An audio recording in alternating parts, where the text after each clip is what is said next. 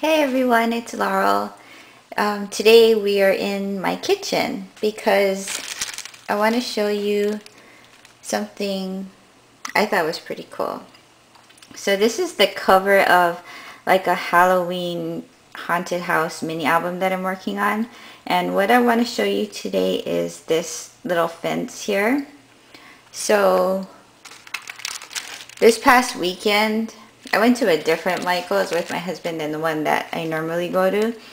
And at the Michael's that I usually go to, I rarely ever go to like the section where they have the cake decorating and baking stuff, just because it's all the way in the back of the store. And I just don't really go there.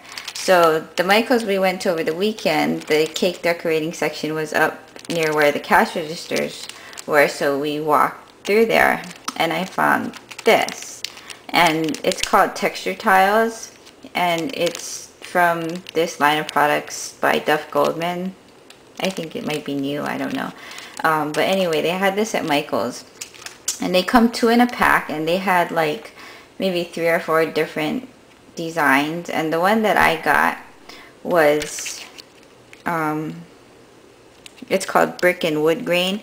So the one that I used was this wood grain one, and they're just these like clear plastic sheets, and they have texture on one side and the other side's a little bit smoother. So anyway, I used like Polymer Clay, and it would have probably worked out better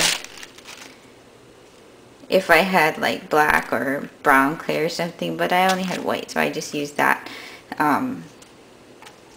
So what I did, you have to kind of knead it for a while to get it soft enough where you can roll it out. And if you have one of those like pasta machine things, that would be really good, but I don't have one, so I use my rolling pin. Sorry about that. So you just kind of roll it out.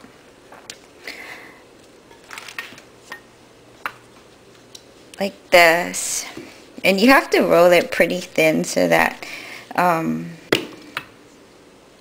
your fence isn't too thick, because I didn't want my fence to be super bulky on the cover of my book. So I just took this and I rolled it out with my rolling pin. So you can see that it's probably 1/8 of an inch thick or so. And then I just took this, and it didn't work too well when I tried to smush it down with my fingers, so I just went back over it with the rolling pin over the texture tile like this.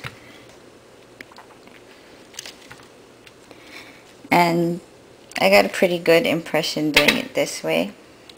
So once you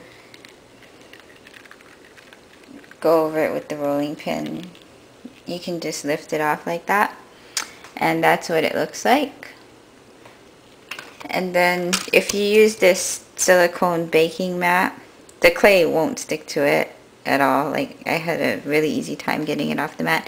And then you can just put it back down on here and take this whole thing and put it in your toaster oven or wherever you're gonna bake your clay.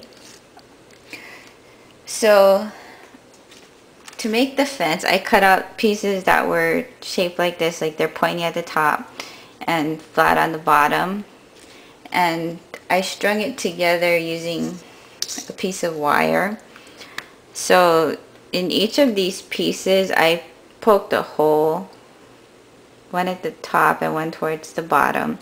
And in hindsight, it probably would have been better if I'd poked the holes before I baked the clay, but I just used like an awl and poked the holes after it was baked, and it worked out okay.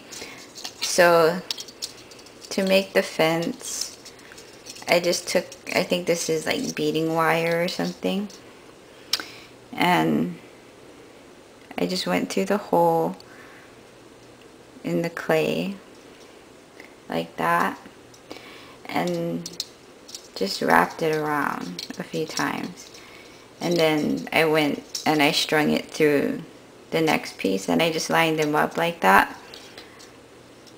And by going through the hole in the clay, it kind of holds them together so they don't fall through the wire or anything. So it's really simple to put them together. Oh, but before I did that, I painted each piece. So this is why it would have been better if I had used like black or brown clay, because my clay was white like this. So I painted it with like it was kind of like a sand color paint first, and then I let that dry. Then I went back over it with a really dark brown color. So over the sand I used the dark brown, I painted it on, and then I wiped it off so that the paint would just settle into the parts that were like the wood grain, because they're kind of debossed into the clay. So just wipe it off, and then the edges I went over with like a black StazOn ink just to give the edges a little bit more definition. And then after I assembled my fence, I adhered it to the cover with terrifically tacky tape or something that's pretty sticky. Score tape would probably work too. But so that's the cover of my haunted house mini album. I'm just going to work on finishing up the embellishments now. So that will be my book. I'll show you the rest of the book when it's finished. So I hope that you enjoyed this technique, and I hope you're able to use it on one of your projects. So thanks for watching my video, and I hope you all have a great day. Bye.